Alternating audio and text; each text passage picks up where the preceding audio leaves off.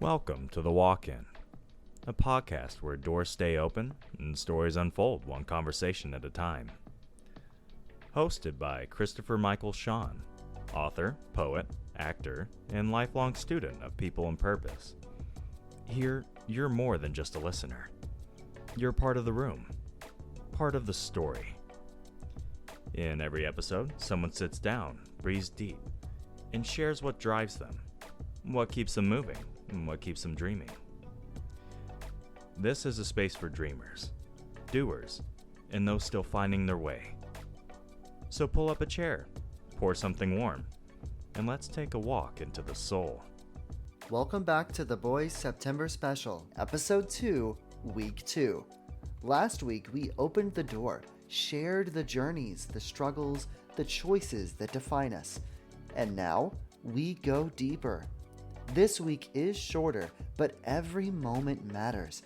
We're diving into the core, into the mantras, the words, the lessons that have pulled us through, the things that keep us moving when life tests us, when it challenges every step we've taken, every risk we've made. The words that remind us who we are, why we hustle, and what really drives us forward. We are here to unpack the heart of the journey, to explore the motivations, the habits, the reflections that shape the path. And somewhere in all of it, we'll start to touch on the questions that linger, the ones that sit heavy, waiting for an answer. So grab a seat, pour something warm, and get ready. This week, we'll start to understand what it takes to trust yourself, to honor the journey, and to face the choices that shape who we are. Let's dive in. If you had an opportunity to move back to Oklahoma, you aren't taking it? I'd have to have a really good reason to move back home. I would so my modeling and acting agency, my agent called me the other day and she was like, yeah, your contract's still active. If she told me, hey, we're getting a lot of activity back in Oklahoma City, we want you to come back, I would literally still be like, convince me, because that's not good enough for me. I would need a really good reason. Now, granted, a lot of people comment, they're like, oh, you came to New York to be a manager like that. No, I came to New York to really just no reason except just to rebuild myself. And I did. I accomplished that. I would have to have a really good reason to go somewhere else. I don't think I would bet on myself again. I would have to have a really good reason. Really? You wouldn't bet on yourself again? I don't think so. I don't think it'd be worth the bet unless I would have to have a really good reason, like, oh, I've got the money, or I've got the this, or I've got the that. I think the most legitimate reason I would have right now is that I've done the work and I've rebuilt myself already, and I'm in a position where if I wanted to, I could. Like, yeah, okay. But at that time, all bets were off, and I was in a really bad place. So I don't think I would. But that's so interesting. I've had a lot of people ask me, like, what would it take for you to go back home to Oklahoma? So it's interesting because there's a letter in my car's glove box, and I actually opened it on my 1-year anniversary because I actually broke down in tears. And I wanted to quit. On my 1-year anniversary, I wanted to quit. And so the day that I left Oklahoma, it was a Sunday, and I went to church, and I didn't know this at the time, but my brother, he had planned this big thing.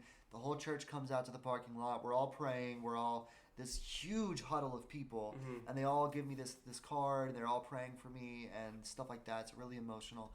And I left that card in my glove box, and I told myself I'm not going to open it until I want to quit. And I never wanted to quit up until my 1-year anniversary, where so I learned a new mantra, but before I did, I really thought, okay, I'm a failure. I didn't accomplish anything this year. But then I learned a new mantra, and that was that every time you reach the bar, you raise it. Every time you reach the bar, you raise it, because you go, okay, well, now I'm here. Now I need to do something more.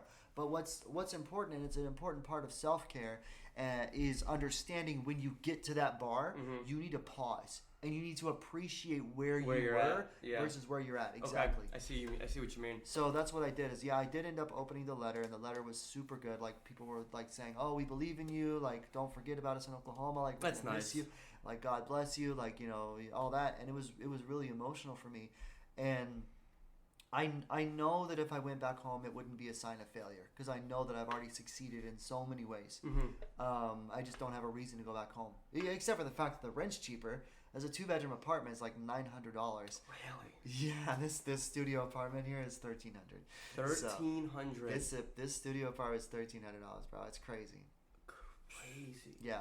So, and a lot of people are surprised I live alone. They're like, "You live alone? How do you manage that?" I'm like, "I don't know. I've just never." You prefer it? You prefer living alone? I like the independence of it. Okay. I do. I like having my own space.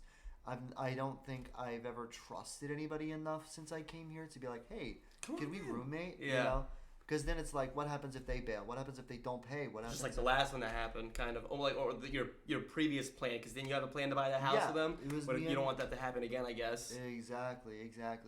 But I mean, yeah, I don't know. I think a lot of it has just been like, and a big scary part about this year as well, about wanting to give up and go back to Oklahoma, is momentum. A lot of times you can be scared of stagnation, but stagnation doesn't mean the lack of progress. Sometimes progress exists within stagnation, and that's something like a lot of people think if you don't have momentum, you're not progressing. If you're actually like in a downward spiral, if you're losing, that you've lost. No. Some people think a plateau is bad. Some people think when you plateau, nobody understands is that I think in everything, whether it comes to career, I feel like even going to the gym, when it comes to like physical, biological stuff, you're going to plateau. No matter what, I think that's always going to happen in life. I think it's very rare for someone to just like every month you're waking up to like almost achieve this, achieve that, achieve this, achieve that. Sometimes you're going to have a year or two where it's like nothing.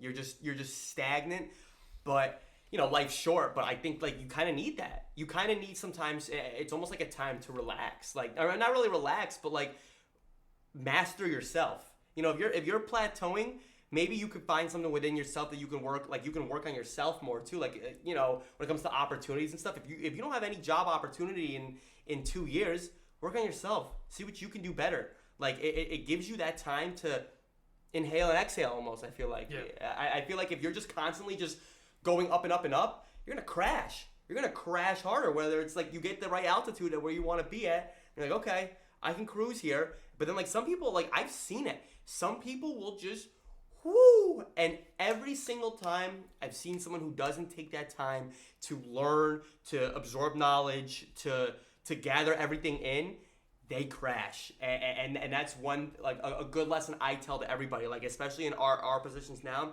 I know a lot of people who have taken on the role that I've taken on, and they've only worked with us for like 6 months. I'm like, and then sometimes, and every time I've heard this, I look back at myself, I'm like, damn, I must suck then. It took them 6 months and it took me like 2 years. I suck. But then guess what? A month later, they're out of the game. They went to go work at Ulta, making half the amount of money that I'm making now. And it's like, okay, it's like the turtle and the rabbit. Or the what is it? The turtle and the hare? Yeah, exactly. Slow and steady's gonna win the race sometimes. Yep. You have to. Sometimes you gotta take those times to step back, man. It's needed. I've been pushing for promotion for a minute, as you guys know. But like the thing is, I was pushing for promotion at my old job, my old store as well, and it was this kind of the same story. They're like, "Oh, Chris, you're just too nice." That's what they're like. You're too nice. I'm like, bro, you only ever see me when I'm nice. You don't see me when I'm, okay. But it's cool. It's cool. The thing is it is literally about slow and steady. Sometimes you've just got to keep going and going and going and going, even if so there's a mantra that I use, and it's a mountain analogy. We're all on the same mountain range. Life is a mountain range. We all have our summits, valleys, and peaks. Your summit is no less valuable than my valley. Yep. And my valleys are no less valuable than my summits. Yep. Valleys where like nothing's happening. Okay, and you could dip or you could go up. You don't know. But it's still beautiful. It's still valuable, and you can learn so much from that. And I think it's something that me and Adeline we're talking about is, as you're doing this climb, as you're going up the mountain of life, and you're kind of doing this, and you can take advantage of going back and going, instead of going, oh, well, you're not doing as good as me, whatever, or I'm not doing as good as you, you can lift each other up and go, you know what, we're going. And that's what matters. Yeah, forward. And kind of inspiring each other, working together, because the human race, we're not meant to fight this alone. Like, yeah, I might look alone. I live in an apartment by myself. I rock things solo. But I'm trying my best to get involved with other people like you guys and be like, you know, you guys are doing solid. You guys are doing great, you know? Even if I don't say it, I hope that you guys can, like, feel that from me whenever I'm talking to you guys. Appreciate that. That, like, Absolutely. I appreciate Sometimes you guys. I feel like I'm not doing great, but I appreciate that. No, Yeah. absolutely. Like, that's why, you know, I'll be at work and, like, me and Cameron, like, I'll see he's stressed out and, okay, everybody thinks that's weird. I'm like, hey, daddy. And he smiles. He's like, hey, daddy. We say that to each other. It's a morale booster. It's a morale boost. Like, yeah, it's a little weird, but it's like guy stuff, you know? Yeah. It's a morale boost. So, like, I might go, like, what's up, you handsome bastard? Like, whatever. Like, I do that to my friends online and stuff, and it perks them up. Because the thing is like, life is stressful enough. And we've got everybody has all of these issues. And if we can't erase it. We can't distract from it.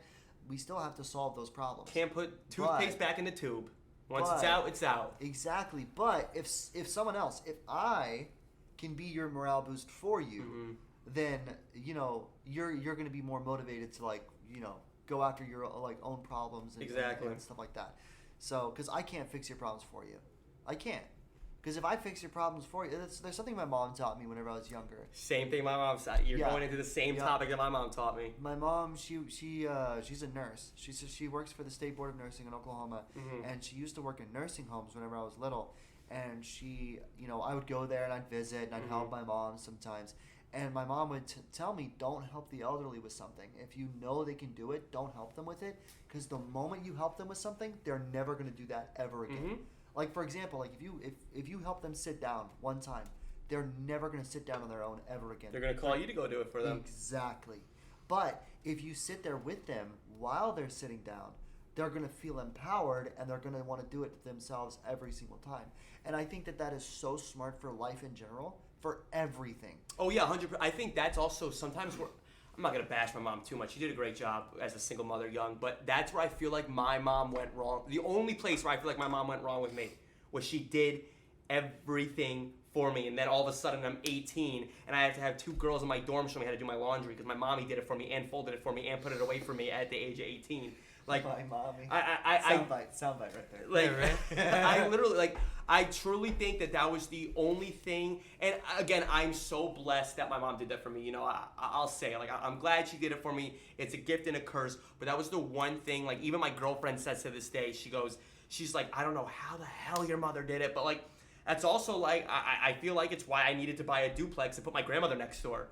I need that, like, that structural mother figure always around me because, like, I don't know, it's just kind of how I've been. And again, my grandmother's not gonna fix anything for me, not gonna do anything for me, but it's like that structure is still there. And, like, I don't know, I guess I kind of just need it. Even my girlfriend too. I mean, when we were doing the overnights together, I was fine with it, but the only thing that I couldn't do could not be around, like, my two rocks, my girlfriend and my grandmother. Those are, like, my guidance. But, like, do I make all my decisions? Yes. Do they pull me out of my situations? No, but they're there for, like, support. You know what I mean? Like, having that backbone of support was just, like, everything for me. I don't even know how I got to that topic. I'm sorry. No, that's good, solid. I was trying to bro. think of, like, how did I even start talking about my grandmother No, that's being solid, like, bro. Whenever I was in Oklahoma, like, for the longest time, I was wanting to move out. I was wanting to go over to a different state. But I felt trapped because my brother didn't want to come with me. My brother was one of my rocks. Yeah. And my brother's rock was my mom. Even though he didn't want to admit it, he didn't want to move out of the state, all that. But I felt this calling to move out of the state. But my brother was my rock. He didn't want to come with me. So, and I do feel like you have to have a rock, for sure. Yeah, it's almost like your baseline, your foundation. Yeah, exactly. Yeah. We all have our inner circle. And coming here to New York, I still have my circle. My brother, you're so nice. Thank you for being my one viewer. Shout out Chris for the Twitch Prime sub. Thank you. Thank you. Just want to thank the homies in the chat. Yeah, hey, shout out chat. Shout out chat. But dude, okay, so speaking of chat, bro. So did you guys hear that story about the girl who fell in love with her psychiatrist? No. Dude. And just like that, we close out another week of the September special. Shout out to the chat, shout out to the laughs, the stories, and the moments that keep this journey alive. But the road doesn't stop here. Next week, we dive into something bigger, something that's already shaping the way we live, think, and create. Artificial intelligence. What does it mean for us, for our journeys, our choices, our ambitions? How do we navigate a world where intelligence isn't just human anymore? So keep those mantras close. Keep questioning, keep learning, keep pushing forward. Because next week, we step into the unknown and see what it really means to walk alongside the future.